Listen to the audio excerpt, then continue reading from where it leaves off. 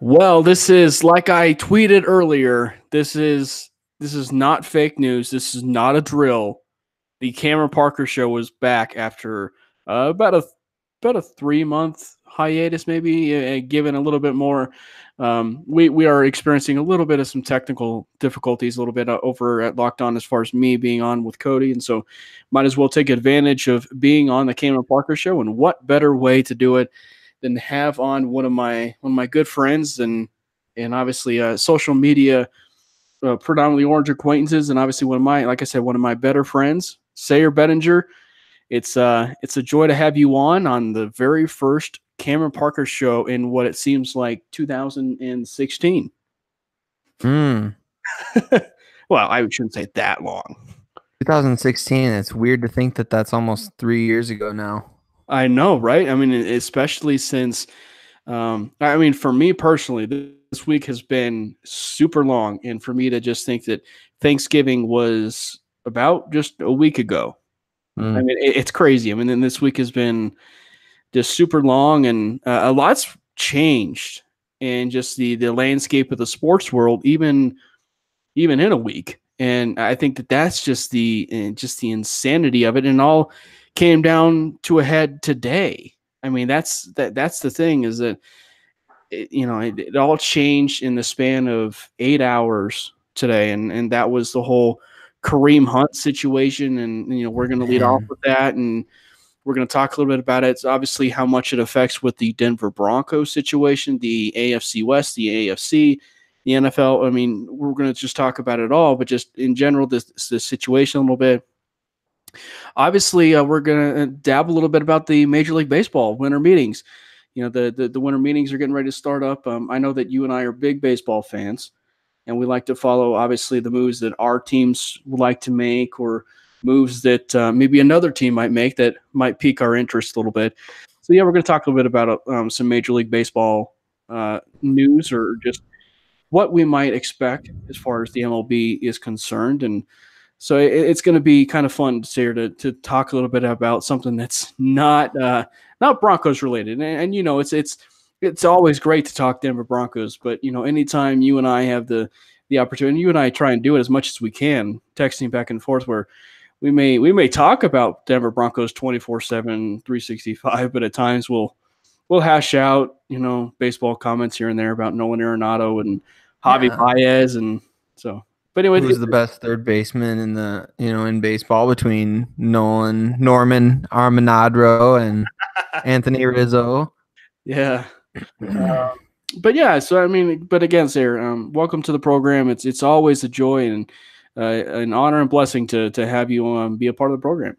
I love it. I absolutely love it, man. It's always fun. So as we were talking about well, at least leading off with should I say the Kareem Hunt situation? Hmm. Man, this thing has just been. I mean, we all expected, I guess, the Kansas City Chiefs to make a move, or maybe for that matter, even if they were going to make a move. But I mean, Yeah. I think that our expectation is that they they were at least going to make a first initial move. And if you guys are not are finally coming to the program and haven't been or at least informed throughout the day, Kareem Hunt was in a situation in February. I believe it was in Vegas. He was in an altercation with two women. There is clear video evidence, and you guys can see it down on TMZ. And he was in an altercation, and I believe some of his friends were trying to hold him back. They didn't necessarily do that good of a job, because Right. after he ended up going behind the corner, or whoever, he stormed back and felt like it was necessary to kick a woman while he was down. Not to be a little bit graphic, but I mean it's exactly what happened. He was assaulting one of the women, and felt it necessary to you know kick him again while they're down, and then you had obviously one of his other friends grab a cell phone from one of the women that were actually recording the video. when it's a moot point because they're in Vegas. They're probably in some hotel which has security cameras all around. And so, I mean, it's a very, it was a very, should I say, undisciplined situation that Kareem Hunt put himself in. Yeah, it's disappointing. I mean, arguably the best running back in the NFL to, for him to stumble like this, for him to stumble and fall like this, it's a shame. It's a shame to see. And I am, even though the severity of this is, I mean, it's pretty humongous. It's a pretty serious situation here. It doesn't get much more serious than this. I'm a little surprised the Chiefs gave up on him completely. I mean, Hunt is just, and I don't say that, I guess I don't say that as in just my own personal opinion that, wow, they shouldn't have given up on him that easily. What I mean is that the NFL, it seems to be there's this grace period for guys who do this kind of thing. I mean, we just saw Reuben Foster. I mean, earlier this offseason, he was accused of domestic violence, and then the 49ers ended up hanging on to him and kind of working through it with him. And then eventually either the charges were dropped or the legal issue was kind of shoved to the side, but then he gets in trouble again and they release him. And then another team just goes and picks him right back up. And so I'm a little surprised that the Chiefs, they showed a little bit of zero tolerance policy for this based on how good of a player Kareem Hunt is. You would think maybe they bench him for the season, or maybe they give him, maybe they put a suspension on him or something. You know what I'm saying there. I'm just a little surprised they ultimately decided to get rid of him completely. And maybe that is the right decision. We'll end up finding out, over the course of time. But ultimately, I think that next year Hunt will have a new team. Maybe it won't even take that long. I mean, I could see, based on the fact that the Redskins picked up Reuben Foster, the day after he was cut by the 49ers, it wouldn't surprise me at all to see Kareem Hunt have a brand new team as soon as he hits the waiver wire. So it's just a disturbing situation all around, but a little surprised at how everything shaked out. A little surprised that the Chiefs just gave up right away. Won't be surprised to see him get picked up by another team, but just really disappointed overall in the whole situation. The fact that, it sounds like the league and the Chiefs potentially knew about the whole situation, or at least knew that everyone knew about the situation, but they potentially knew that this video existed, and there's rumors that they may have ignored it or whatever. And so I just don't like I don't like the whole outlook of it, but it's a terrible look on the Kansas City Chiefs organization because it goes to both parties, because supposedly Kareem Hunt had lied about it. Mm-hmm. And that's probably why the Kansas City Chiefs held off, and that's why, air quotes, they didn't know about it. Yeah. But even then, we're talking 8 to 9 months ago. Yeah.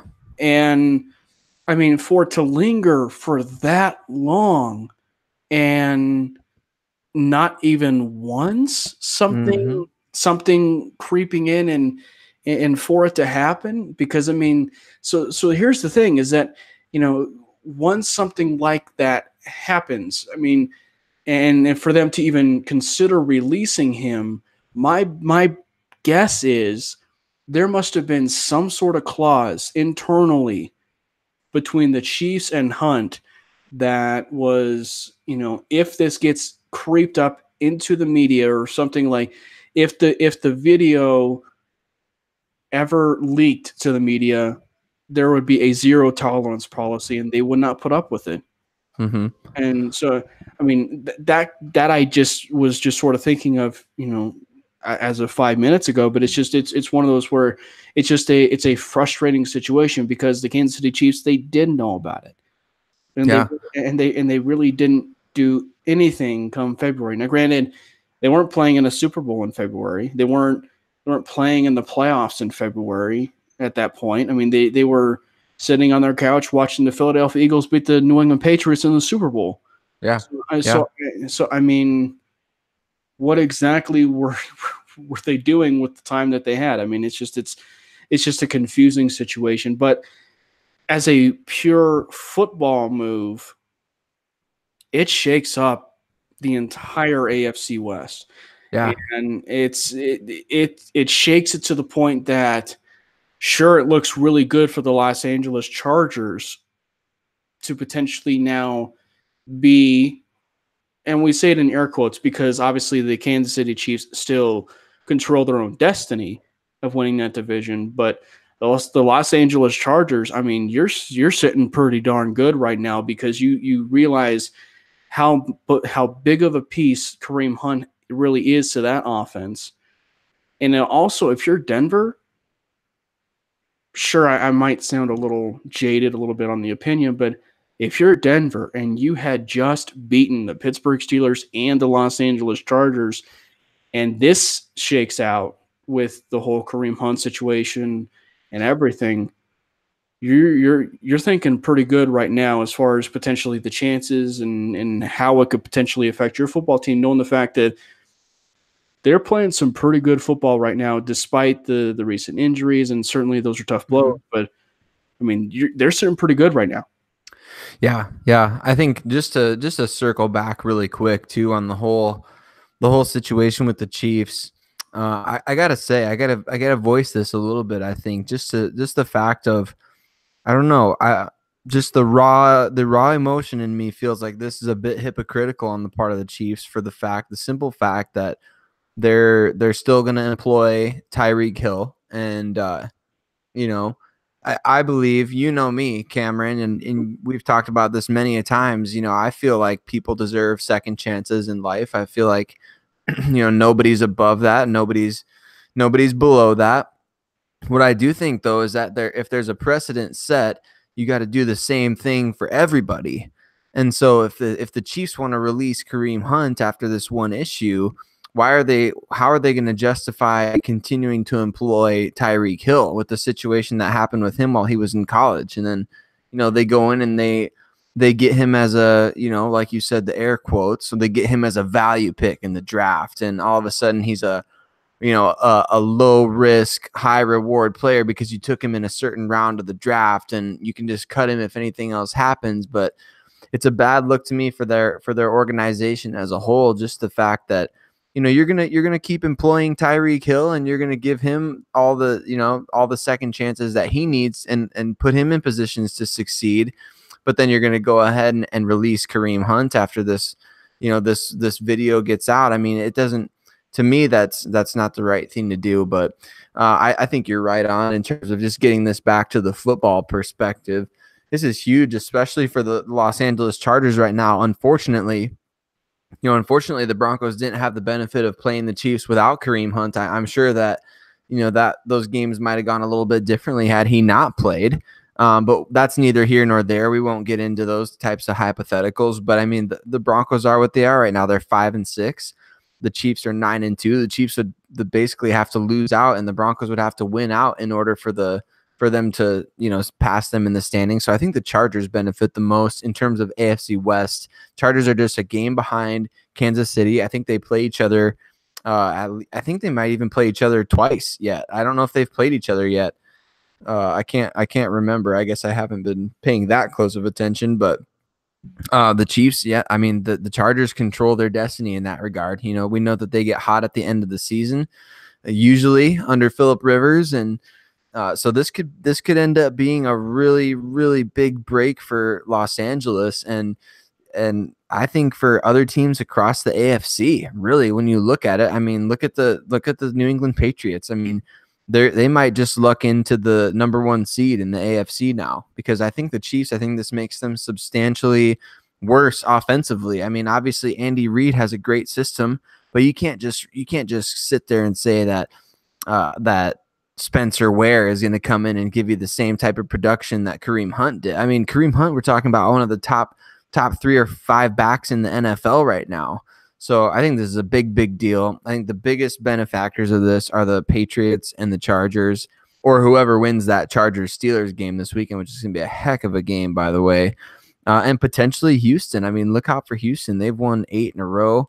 They're sitting there at 8-3. All these teams are kind of crowded around Kansas City now, who has 2 losses this season, and they should have 3 losses, but we won't complain too much about that. But yeah, I think you're right on, man. I think it's a huge effect on the rest of the league in general, or the rest of the AFC and AFC West in general. Yeah, and it's funny you were circling back on the Kareem Hunt thing, and it got me thinking. As far as we say it all the time, and it's that entitlement thing.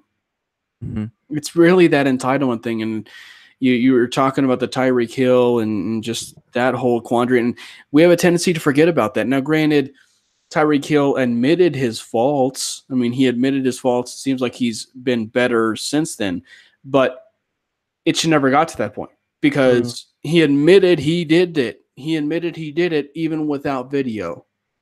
I mean, so that's the thing. And so is it just because of the fact that there's video? I mean, that's kind of the maybe a different topic for another time, but I mean, he still admitted it. I mean, Tyreek Hill admitted that he was wrong. Right.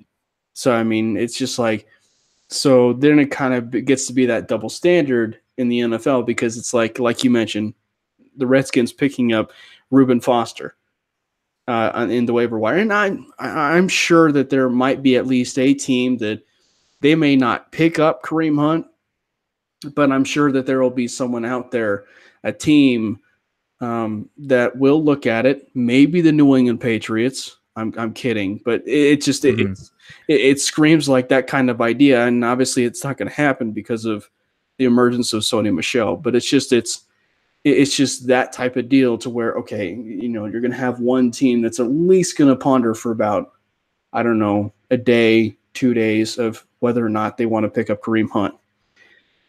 But yeah, as far as the AFC picture goes, I think it's funny that you mentioned Houston, because we mention all the time about the Pittsburgh Steelers and the Los Angeles Chargers and, of course, the New England Patriots.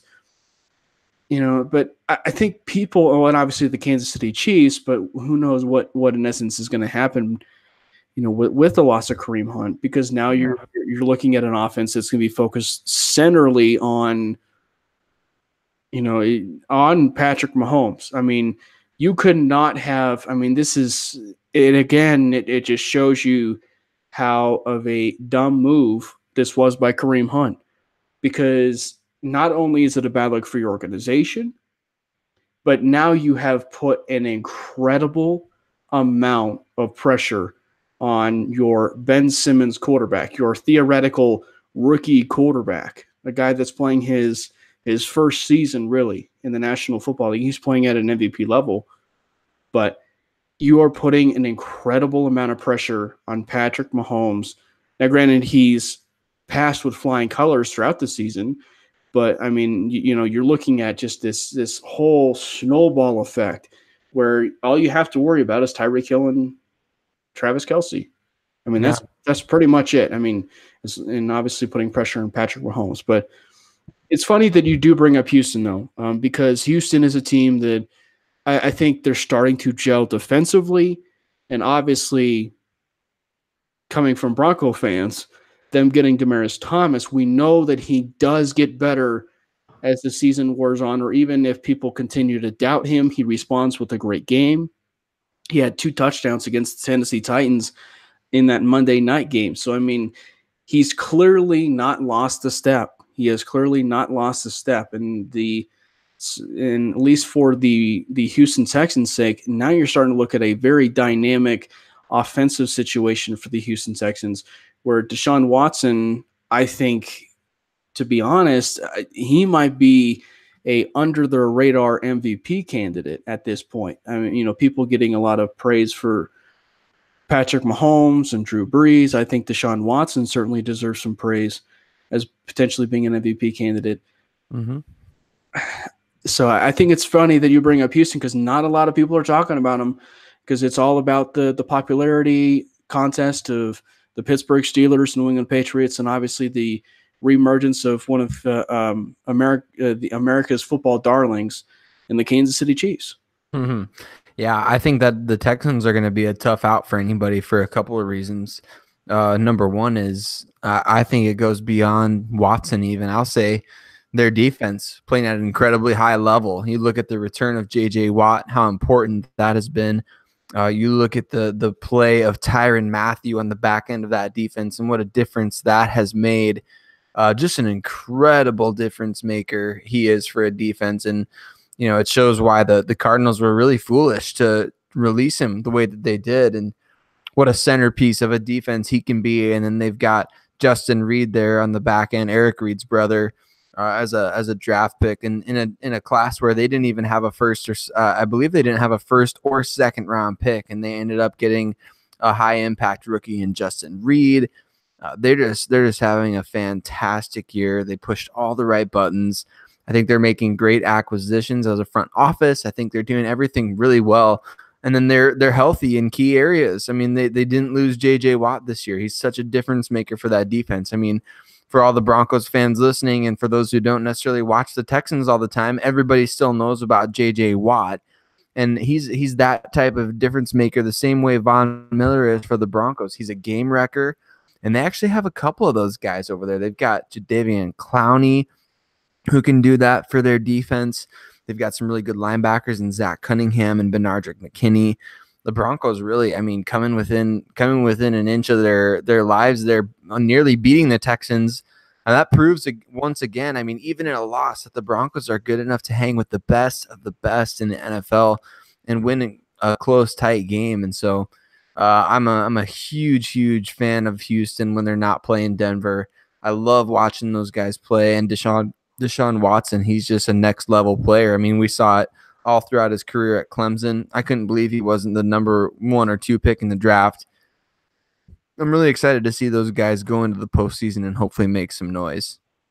You and Cody and I were talking about the strength of schedule over on the Locked On Broncos, and just because I'm on the Cam Parker Show doesn't mean you guys can go check out that you guys shouldn't check out the Locked On Broncos podcast, because we are doing terrific stuff over there. I spent the majority of my time with Locked On. So you guys, if you have not already, please check out our Locked On Broncos podcast. But Sarah, you and I were talking about, it's actually the three of us, Cody, you and I were talking about the strength of schedule. And it is amazing to me, as we're transitioning to Broncos talk. Mm-hmm. It's amazing to me, some of the fans and some of the people of Broncos country that continue to gravitate towards just this idea that the team is not growing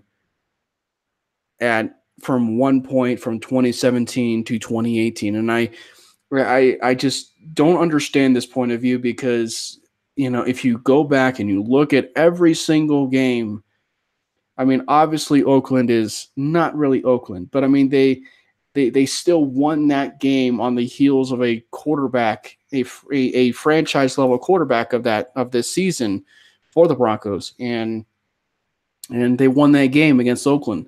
They won the game against the Seattle Seahawks.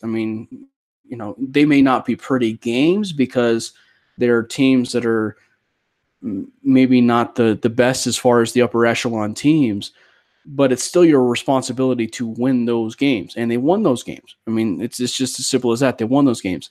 And then they played up to their competition. They lost a few of them, but they, at least against the Kansas City Chiefs in a few of those games, they played pretty well. In the game against the Kansas City Chiefs at home, they actually controlled, I would say, the majority of that game for 3.5 quarters. And then obviously Kansas City stormed back. They were up by 10 points, if I'm not mistaken, in that Sunday night game, or the Monday night game against Kansas City. And then obviously ended up being a defensive battle against the Kansas City Chiefs and Arrowhead. So it clearly translated into both competitive games. And then you go to the Los Angeles Rams, where it was sort of a role reversal of the 2015 season, where the Broncos were on the tail end of great defenses and they had the control of the entire game, but you never really felt like they were threatening the Los Angeles Rams at any point during the game. Now, granted, but still, it still finished up at a 23-20 game. It still finished really close. And then, the I believe it was the Houston Texans game, and where they made the idea to go for a field goal. They missed the field goal to win the game. So, I mean, they were a field goal away from winning that game. So there's a lot of things that certainly go into the favor of the Broncos team this year. And I mean, they're entering week 12 and they've already accomplished the same win total as they have last year. And I mean, entering the game against the Pittsburgh Steelers, the Broncos and their opponent's record was 66-46. Wow. I mean, that's just incredible. That's crazy. I mean, you play a schedule that tough, you're bound to struggle a little bit, you know? It's just kind of that should be somewhat expected, but I mean, Broncos fans have really high expectations, and so, you know, we go into every single week feeling like it's a game that the Broncos can or should or, you know, could at least find some way to compete in and win. And I love that that's the expectation of the fan base. What I don't necessarily love is the crazy difference from week to week. You know, 3 weeks ago we were talking about, all right, who are we going to get with a top 10 pick? Who's going to be our head coach? Could we get this, you know, this young offensive coordinator, or could we get this college coach to come in? And, you know, here we are 3 weeks later and we're talking about potentially being in the playoffs. I mean, it's crazy. It's crazy how different things are. But I think, you know, John Elway, he showed a little bit of wisdom and foresight a few weeks back when, you know, everyone expected him to say something about, you know, the direction of the team at the coach, you know, the head coach position. And his words were, I believe he said that they're going to stay the course. And that, you know, that's proven to be a pretty good decision. I mean, you look at the last 3 games since he said that, you come within a field goal of beating Houston, and then you go out and you beat the Chargers and you beat the Steelers, and now you got a really good chance to go on a run here with 4 games upcoming against you got Cincinnati, San Francisco, Oakland, Cleveland in there, and then another game against the Chargers that could potentially, I mean, the Broncos could control their destiny there. So, I mean, it's just an interesting shift in how things go, but the fan base reacts accordingly. And I bet you, you know, if the Broncos end up competing for a playoff spot and if they just narrowly miss out, I bet you there'll still be people that want the coach fired. And that's just the expectation of the fan base. And I love that fire. I love that passion. But I think that there's some value in patience here because I think the Broncos really have something great brewing. I think they've got a lot to be proud of at this point in the season. I think they've got a good foundation. And that young core, man, we talk about it all the time, but man, they look good. Yeah, they are phenomenal. It's one of the reasons why, you know, the Broncos have been better than certainly their record indicates, is been the play of their rookies. And, you know, it's interesting. We talk about, you know, the growth of the team from week 1 to week 12. And I'm going to say something that might irk a lot of fans because he generates a lot of heat. But, you know, we were talking a few weeks ago where, you know, I believe the comment from Vance Joseph was released from a media member was playoffs.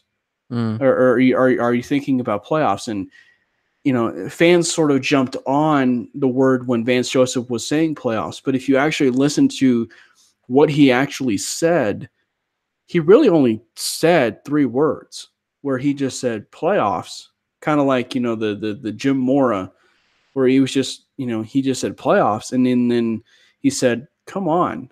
I mean, they just sort of heard the word playoffs. And so they automatically, I think, thought, wow, so they are, you know, fighting for their playoff lives. And I mean, that might have been true, but I mean, that was the right frame of mind for the Denver Broncos. And I think that a lot of credit in some ways does have to go to Vance Joseph in that regard, because now he's got them thinking one game at a time. And that's exactly what it should be. Now, granted, and this is the thing that fans needed to understand, is that because it was the right comment, you do not want, as a head coach, you do not want to give your team a sense of false hope, where you know they're thinking as far as this liking of They are a playoff team, so we need to think like we're a playoff team.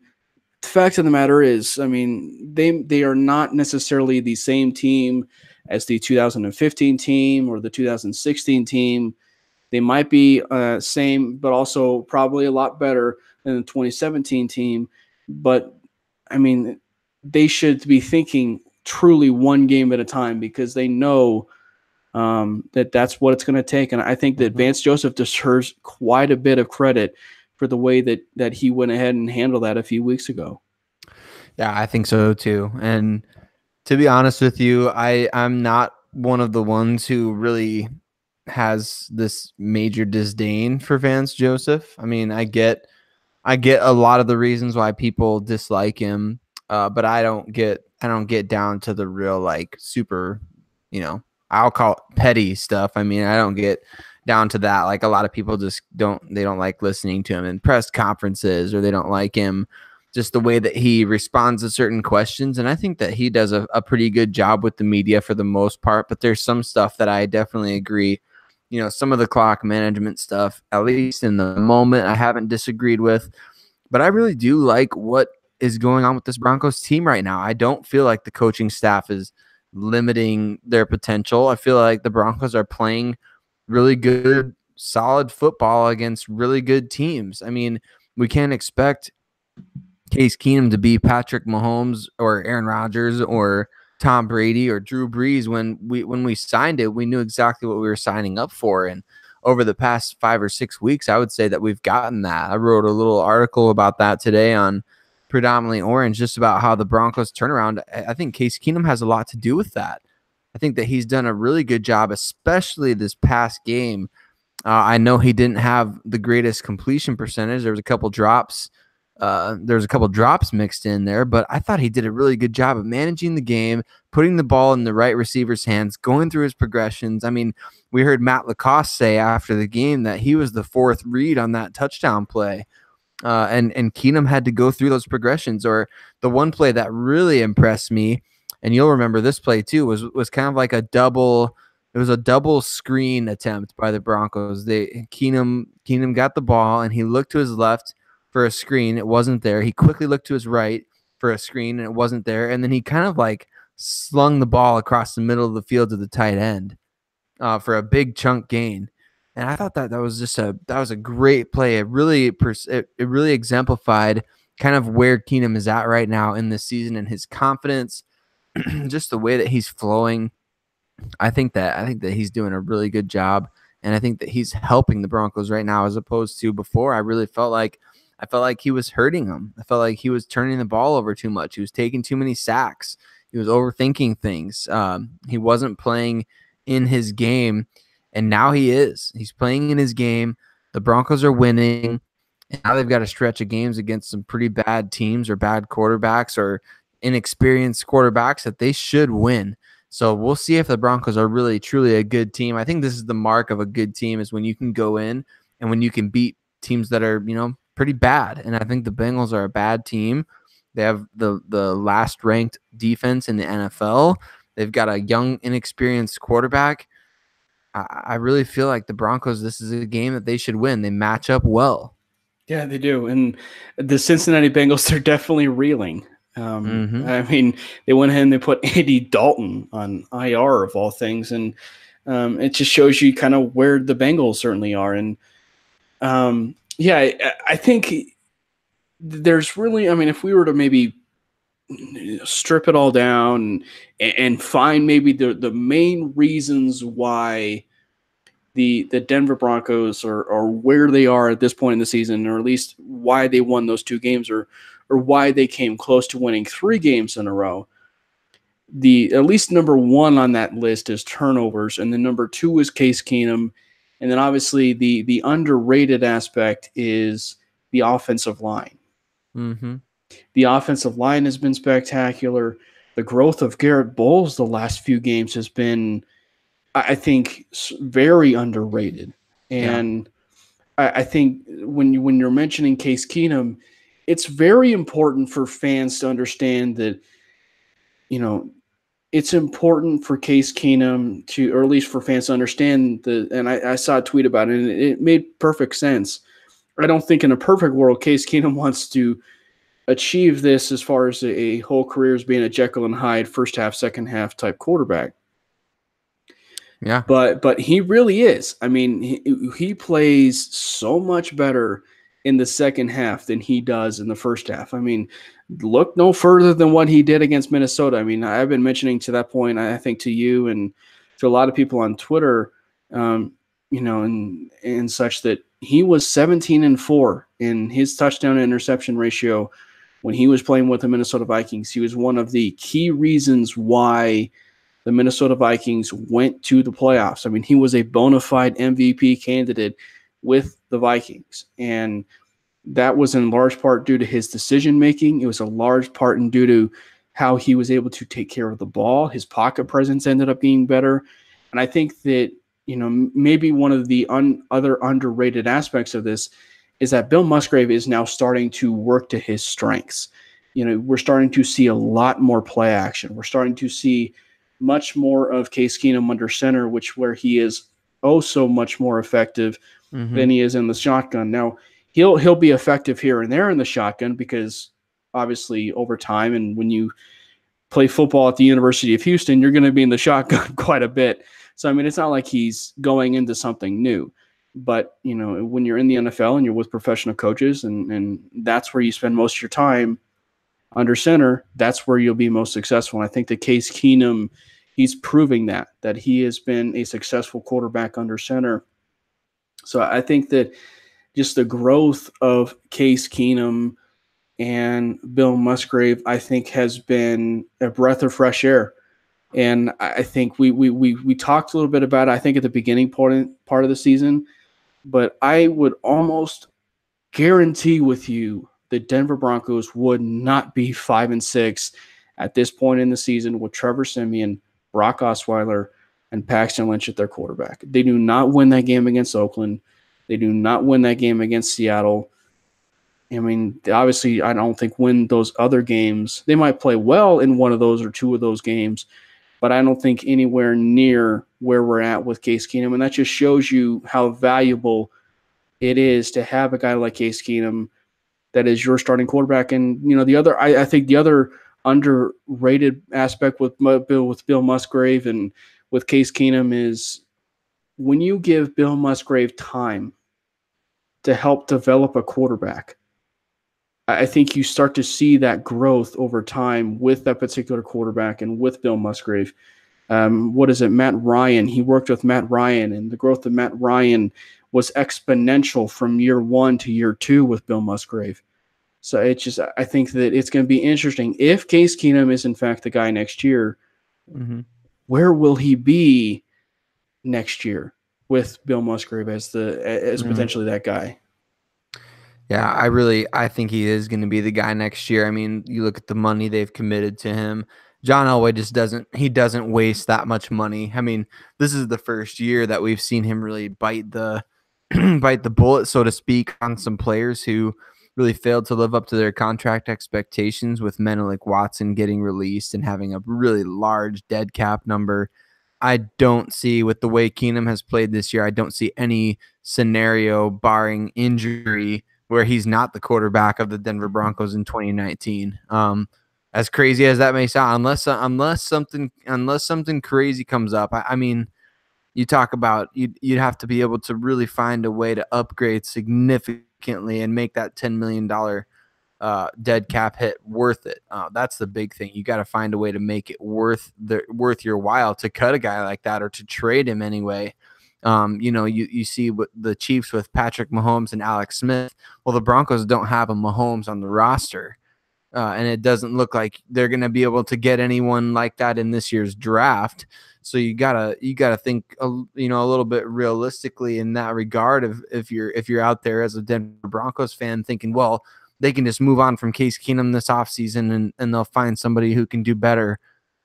It's not really the way that it works in the NFL. I mean, the Broncos realistically are probably looking at they're going to have to wait until 2020 to evaluate the incoming quarterback class of what they're, who they're going to invest in, what players they're going to invest in. And then the upcoming free agent classes in the NFL. I mean, this is just not a good year to need a quarterback, and the Broncos have a guy in Keenum who's capable of playing well. And then you start to look at things like the lockout coming up. I mean, I think there's a lockout in 2021. So is re-signing Keenum even beyond next year, is that a wise move? Because then you would have a guy who has played in your offense or has played on your team for at least a couple seasons, and you'd be going into an offseason where you can't have organized activities. Is that the best time to break in a rookie quarterback? Because there's gonna probably be a work stoppage in the NFL, at least for a little bit of time. And so I don't know if it'll bleed into regular season play, but we'll see. I mean, that's a whole nother can of worms for a whole nother episode. But you gotta, in terms of the Case Keenum situation right now, you've really got to look a couple of years down the road, because there will be football. There's too much money to be made for the players and the owners for them to really stop playing. But you look at the situation and just having a comfortability level at the quarterback position. Is it wise to move on from a guy like Case Keenum, who's proven, or I would say over the past 2 years, he's proven himself pretty darn capable of leading a franchise. And so we'll see how this season ends up with him. If he can lead the Broncos, his fourth quarter comebacks are impressive. If he can lead the Broncos into a postseason berth at this point, after starting 3-6, I'm going to be really impressed. And he has earned every single penny of that $36 million. Absolutely. I think maybe, and I'm going to sound maybe obvious, because it should be playoffs or bust to some degree.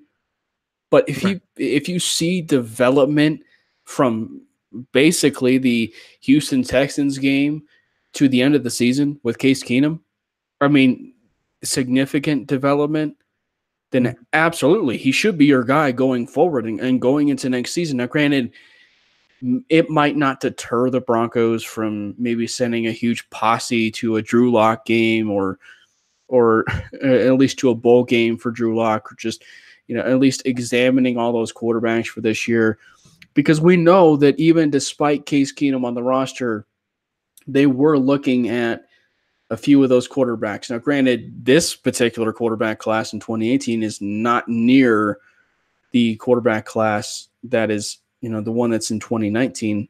So I think that's why the Broncos probably spent a little bit more energy with guys like Baker Mayfield and Sam Darnold and Josh Rosen, obviously, 50 miles down the road to Josh Allen. So I think that the Broncos probably spent more homework down with those other quarterbacks than they probably will or did with the ones that are upcoming in the other draft. And obviously with the ones that are upcoming in 2020 and 2021, with guys like Trevor Lawrence and Adrian Martinez, self-plug. And and Tua down in Alabama, more importantly, because Tua is the upper echelon guy of that entire group in those 2 years. Maybe Trevor Lawrence to a certain degree with some arguments there, but then again though, and this just sort of falls into my personal gripe. As much as I would love a guy like an Adrian Martinez or a guy like a Trevor Lawrence or a guy like a Tua, I can't wait that long. And I think that's why the development of Keenum really is key for the Broncos and certainly where they're headed. And I think that's why the importance of that draft class in 2018, and the way that they've performed really does make you feel that the Broncos, while I think going into this season probably felt like a rebuild, it's been exponentially skyrocketed because of the play of Bradley Chubb, Cortland Sutton, Josie Jewell, Phillip Lindsay. And it's actually led by the undrafted kid out of Colorado, Phillip Lindsay. So, just because of that, I think that, and obviously Royce Freeman to count as his duo. Yep. It's been skyrocketed for potential and for the potential rebuild of this Denver Broncos team, and it's because of that draft class. Yeah, I think that to speak on to go back to a point that you just touched on a little bit, Here's what I love about Drew Lock. Okay. I think that obviously with Drew Lock, you've got the arm strength and just the talent. I think he's definitely going to be one of those guys who rises up draft boards like Josh Allen, similarly because of his athletic makeup and his arm strength. But there's a lot of people who harp on him for certain things. But here's something that I really think people need to dig into a little bit because this is significant. He plays at Missouri. He's been there for 4 years and he's been the starter for 3 years. So he obviously fits. He fits what the Broncos are looking for, or he's actually been the starter for more than 3 years. But he fits what the Broncos looked for in last year's draft in terms of a guy who has a lot of experience, a guy who's been playing in the best conference in college football. I would say defensively. Maybe the Big Ten has some, Big Ten and Pac-12 can be arguable there, but I think the SEC is at least one of the top two in terms of defense. He's been starting quarterback in an SEC school for the past 3.5, 4 years. And last season, he threw 44 touchdowns for Missouri. 44. Now that's something that doesn't just that doesn't just happen, in the SEC. That's rare. That's very, very rare. And then you look at his overall touchdown to interception ratio. I mean, he's thrown 96 career touchdowns to 39 career interceptions. He's never, last year his interception touchdown ratio was really solid, 44-13. I mean, it's not like he was just gunslinging the ball around. And this year, the big critique for him was, could he get that completion percentage up over that 60% minimum? This year, he's at 63.2. And so if I'm looking at a quarterback in this year's draft, if the Broncos are sitting there in the first round, wherever they end up picking, and Drew Lock falls to their pick, if I'm John Elway, I would make that pick. Mm-hmm. I'd be totally fine with that. And there's a couple of other guys that I'd be like, okay, like I can get on board for this guy, but can we also get some pieces with him in this draft class so that we're not investing everything that we have in him? I think that the Broncos can afford just a little bit. I think they can afford to kind of look towards the future classes and say, you know what, if we want to go all in, we want to invest a couple first round picks and maybe a veteran player or maybe a couple of extra picks and moving up for this quarterback, we can do that. But I think this year it's important for them to go out and get a guy like a Drew Lock or a Will Greer or somebody like that who has potential to actually start in the NFL that they could include in the mix. It doesn't have to be this one time. I wrote an article about this too. I don't think it has to be a one-time, one-shot, okay, here we get our Paxton Lynch, and then we ignore quarterbacks for the next couple of years in the draft. I think that they need to make sure that they go after someone in this draft in the first 3 rounds and do the same exact thing next year to make sure that they have at least a couple candidates who could make a difference for this team at the quarterback position. And, maybe down the line, one of them fetches you something great in a trade. Who knows? But I actually really, speaking of, you brought up Drew Lock. I actually really like Drew Lock a lot. Yeah. So I would be very pleased if he was a Denver Bronco come this time next year. Right. And I think that that's kind of the way that some scouts might end up being leaning towards, because if you were to pick probably the two maybe highest ceiling type guys, we always use that word. I know I use that word with Lamar Jackson and Josh Allen. Will Greer and Drew Lock probably are the two most highest ceiling quarterbacks in the upcoming draft class. I mean, I think that's if Justin Herbert doesn't declare, probably. I mean, and I think the expectation is that he's probably going to come back to school, and play with his brother. So I think that, I think a lot of people are certainly expecting that. But I mean, let's just say he does declare. That changes kind of the entire landscape potentially of what you might see, because then you're looking at maybe a class that obviously is not going to get the amount of quarterbacks that they might get in the first round that we saw in 2018. But there are some comparable factors to where it's still similar of the 2018 class or the 2019 class. And so that it's kind of a separate point, but even with the Denver Broncos, though, you're still looking pretty for the standpoint that you have the pick of guys potentially in the first round and second round of guys like maybe a Justin Herbert or a Drew Lock or a Will Grier. That's not a bad situation to be in because you know that, all three quarterbacks are probably, I mean, not like last year, but I mean, all three quarterbacks are probably not going to go in the top 10.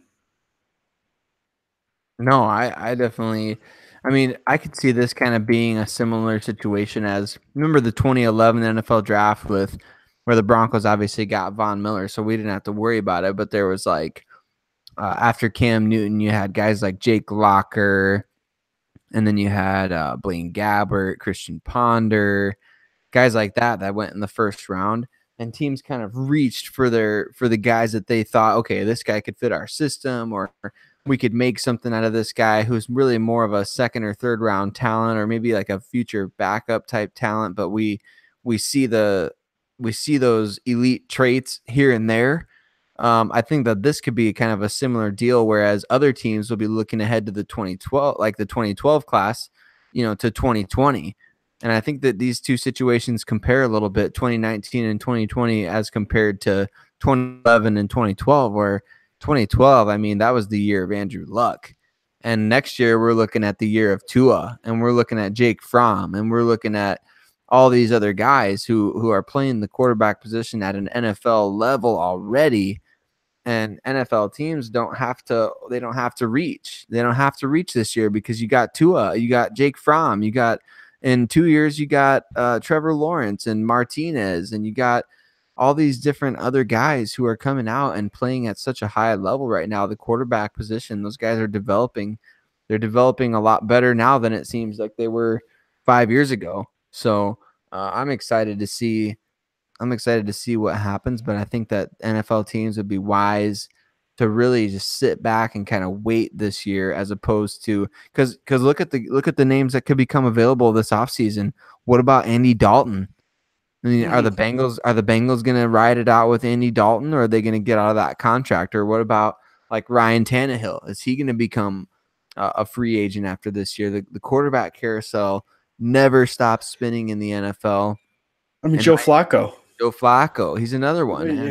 And what's going to happen with the Redskins and Alex Smith? Like, how long is he going to be out of football, or is he ever going to play again? Right. It's a crazy situation, and it never seems to end in the NFL. But there's always going to be a high demand for all those guys. I mean, look at Sam Bradford getting paid $20 million. Teams are so desperate. And then not only did they pay him $20 million, but then they went out and traded up to get Josh Rosen.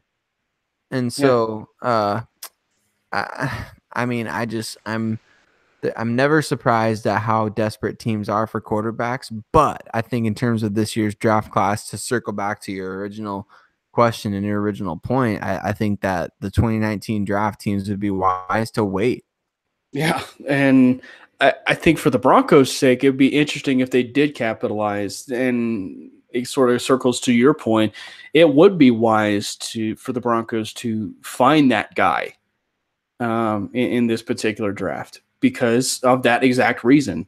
Teams are probably going to be looking at the 2020s and the 2021s, and so I ultimately do think. So I think ultimately the Broncos do have to wait. Let's move a little bit to the MLB. Yeah. We said we're going to talk about, obviously, the MLB Winter Meetings are coming up, and there's been a lot of rumblings. You follow the Cubs. There's been a lot of rumblings surrounding the Chicago Cubs and potentially what could happen with this particular team. I mean, Joe Madden is surprisingly on the hot seat for the upcoming season. Now, granted, they didn't give him an extension. They said that he'll be there for that one particular season. I think it's the wrong move. I mean, well, I think it's the right move to at least keep him on, but it's the wrong move to even let him go.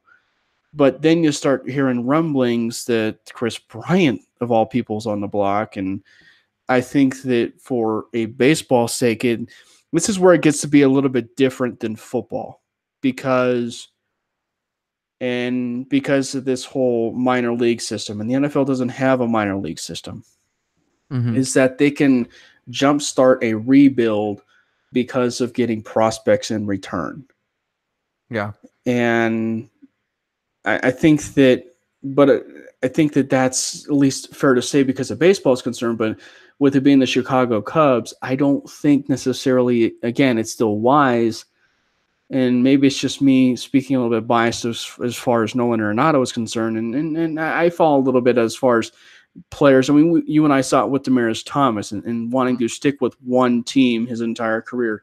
It very rarely happens anymore. But we would love to see it. I would love to see Arenado stay with the Colorado Rockies. And I know for you personally would love to see Kris Bryant stay a Chicago Cub. And it would hurt to see the Chicago Cubs potentially trade Kris Bryant for a pitcher or something in return. Yeah, and I don't think we'll see that. I mean, I think every single year, we even over at Predominantly Orange, we talked about the possibility that the New Orleans Saints might let Drew Brees hit the free agent market, or we were on Drew Brees watch. We were on Drew Brees watch, and you're always on watch for these big name players to become available, whether it's via free agency or trade. But I think ultimately the Cubs are smart enough to realize that Kris Bryant is a franchise player, Anthony Rizzo, franchise player, Javi Baez, franchise player, and you can build around those three guys. I mean, you'd love to see the whole band stick together forever. Like I'd love to see those three guys plus a Schwarber stay around and keep growing with Almora Jr. and Wilson Contreras. But I realize that, and you realize this too, because the Rockies face the real possibility of losing DJ LeMahieu this season. But in order to keep your team intact, sometimes you have to sacrifice guys who are, they play well for a season or for a few seasons for you. But then ultimately, are they replaceable in any way? And if the answer to that question is at all yes, or if you have guys in your system who can replace them, then you got to get value for them while you can, or you just have to watch them walk, and so be it. And the Washington Nationals are facing that right now with losing Bryce Harper. I mean, I don't think there's anyone out there who thinks that he's going to return to the Nationals, and so it's a sad situation for their fan base because they are facing that dreaded thing that where the Cubs fans are thinking like, oh, we can't lose Kris Bryant. But ultimately baseball, there's that big difference between baseball and football is you don't have the franchise tag. And even though teams have longer control over players, I mean, it doesn't make a huge difference because when their time hits for free agency, you either pay them the most money of any team or they're probably going to go elsewhere. And so I think that the Cubs will ultimately make substantial investments in Kris Bryant and Javier Baez, along with continuing to pay Rizzo what he has earned and deserves. But around those guys, I mean, what do you piece around those guys, and where do you prioritize certain things? And this offseason, man, it could be really fun to watch. I mean, if they do go after a guy like Harper, how much are they willing to pay him? And I mean, ultimately, I think he's going to get a lot of money. I mean, he's going to get a lot of money. And how does that affect your future? So, you got to think about those things, but it's definitely going to be fun to watch. It's amazing because, I mean, Bryce Harper will potentially set the entire market for a lot of superstars. Mm-hmm. And because, I mean, when you go out and you officially turn down a 10-year, $300 million contract, and by the way, that's a huge contract and millions of dollars difference in the NFL, and it's one of the reasons why the MLB and NBA are just ridiculous in the amount of contracts that get handed out. Now, granted, we're comparing millions to millions, but right. I mean, still, I mean, it is ridiculous the amount of money that gets handed out in baseball versus, the NFL and versus the NBA. But it's going to set a precedent for a lot of superstars. And it's one of the reasons why personally I would pay Nolan Arenado that type of money, because he truly is that once in a generation type player. And the Rockies may not give him the 300 or heck 400 million. I can't believe I'm even pondering that, but the Isn't that 400, crazy? it's crazy. And the $400 million contract for a guy like a Nolan Arenado. But I mean, it's just you I think you have to look at yourself in the mirror, and you do have to ponder those situations of, does Yep. it set your franchise back because of this money situation, or are we giving money to a guy that is not just a cornerstone, but a guy that is a once in a generation type player? And is it truly the right decision to let a guy like that go? Because, I mean, if you look at it, the Mariners converted so much X amount of dollars for a guy like a Robinson Cano, who's now on the tail end of his career, and they made the conscious decision, at least reportedly, to trade him to the New York Mets.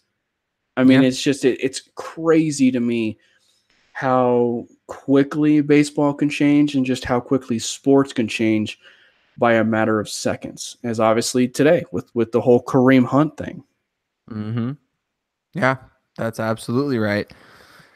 It's absolutely right, and it's a scary thought for teams that you could invest in guys like that too, and to think that stuff like that is happening. I mean, but that's where you got to be really responsible.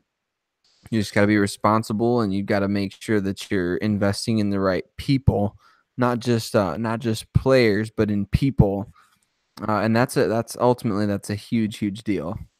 Yeah, and that's sort of, I guess, opens up another story for another time, because I mean, then you get to the whole player versus person analogy, and are you grabbing talent versus the player, and are you grabbing talent and person, or person versus talent? It's like man versus man, man versus nature, that kind of whole that whole Yep. discussion. But Sarah, man, it's always a pleasure having you on, and I love talking with you, man. And I I just look forward now to just maybe another Cameron Parker show episode here in the future, as we kind of get the Lockdown Broncos um, technical end, as far as me being back on there worked out. But Oh yeah. I'm always blessed to have you, and have you as a really good friend, man. It's always good to have you on. Yeah. Cam, I agree, man. It's always great. It's such a huge blessing for me too. I love getting to talk with you and Cody. I mean, we had a great podcast the other night that's not going to air to the public, but you know what? We had a great conversation, just as a few Broncos fans gathering together and talking about how much we're going to whoop up on the Cincinnati Bengals. I love it. I love it. It was a good time, and even if we're the only ones who ever hear it, that's okay. We were there. It happened. We know that it happened, and nobody can disagree with it. No one can take that away from us. But yeah, it was a lot of fun, man, and it's always a blast. So Yeah, absolutely. And remember, Bronco fans, it's an early game this weekend. I believe it was an 11 o'clock game on Sunday against the Cincinnati it Bengals. is. Yeah. It's 12 o'clock where I'm at. So it's not the. I don't like it. I don't like it when they play it in this time slot. I don't like the early time slot. I don't like playing late. I really like the 3:05 or 3:25 game window. I don't like it when they play the primetime games or when they play early, but I guess I don't mind Thursday night because it's early and you get to have more. That's why one of the things I love about baseball, just really quick, is that you get to play 3 games or 4 games in a row, or you could end up playing a bunch of games. You can watch your team almost every single night, and it's tough to wait a week for the Broncos. So when they do play closer together, I'm always okay with that. I know the players don't like it, but yeah, I'm not a huge fan of the 12 o'clock games. Are you subconsciously officially admitting that baseball is better than football? Cam, I haven't quite done that internally yet. I haven't quite done that yet, but I do love baseball. I love watching it. I love participating in the discussion, mainly with you. I think I talk more baseball with you than pretty much anybody else. Yeah. But I love it. It's great. It's a lot of fun. Yeah, I love going to those games, breaking them down. And I mean, hey, I'm all for fans going to a baseball game. But I mean, I go to baseball games to break down, hey, I wonder if he's going to do a suicide squeeze here, or if he's going to do a sacrifice bunt on a 3-2 count with the bases loaded with 2 outs in a really stupid situation, or I love going to baseball games in that regard. But I think it's really any sports game in that regard. I don't just go for just the entertainment value. I go for, just to enjoy a nice time, obviously, with the entertainment, also kind of break it down a little bit, see, maybe have the opportunity to see Philip Lindsay's, 23 mile an hour speed, in person. I'd love to see that. Absolutely. Oh man, he is something else. But what else is something else? This entire episode, man, it was a blast, and I cannot wait to do another episode again with you. Same here, man. It's always fun. All right. This is another edition of the Cameron Parker Show podcast. Thanks for tuning in. Make sure you catch us on iHeartRadio, I believe Amazon Alexa, or Amazon Echo, I should say, and also the iTunes podcast. Please check us down there on iTunes. This is the first episode in quite a while, so please do check us out over at the Cameron Parker Show podcast, and follow the Twitter handle at CP_show. Follow Sarah at Sarah Bedinger. I am Cameron Parker, your host of the Cameron Parker Show.